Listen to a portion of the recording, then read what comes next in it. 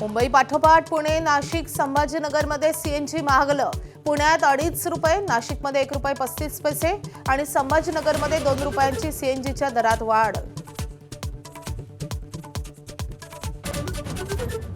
विदर्भात उष्णतेचा कहर. उष्माघातानं नागपुरात 10 जणांचा मृत्यू झाल्याचा संशय.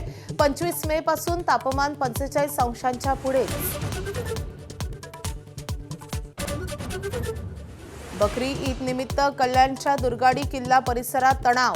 किल्ला परिसरात मुस्लिम बांधवांच्या नमाज तर दोन्ही शिवसेनेच्या कार्यकर्त्यांचं किल्ल्याच्या पायथ्याशी आंदोलन.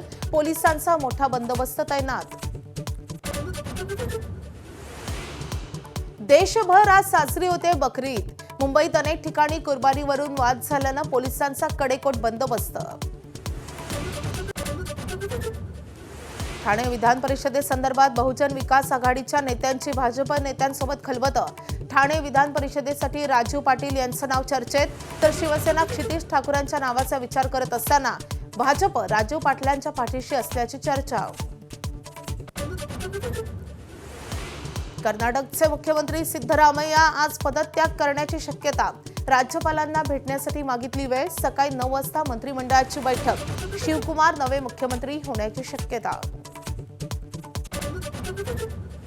ऑनलाईन गेम कंपन्यांना सुप्रीम कोर्टाचा दणका. 2.5 लाख कोटींचा जीएसटी आणि दंड भरण्याचे आदेश. लॉटरी, बेटिंग, जुगार आणि हॉर्स रेसिंग कॅसिनो कंपन्यांना मोठा दणका. शस्त्रसंधी सुरू असतानाच अमेरिकेचे इराणवर पुन्हा हल्ले. अमेरिकन सैन्य आणि जहाजांना धोका ठरू शकणाऱ्या ठिकाणांवर केले हल्ले. इराणचा ड्रोन पाडल्याचाही दावा.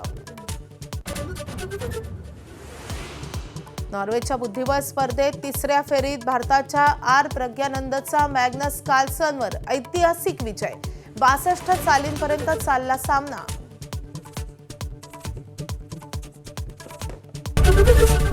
एबीपी माझा, उघडा डोळे बघा नीट.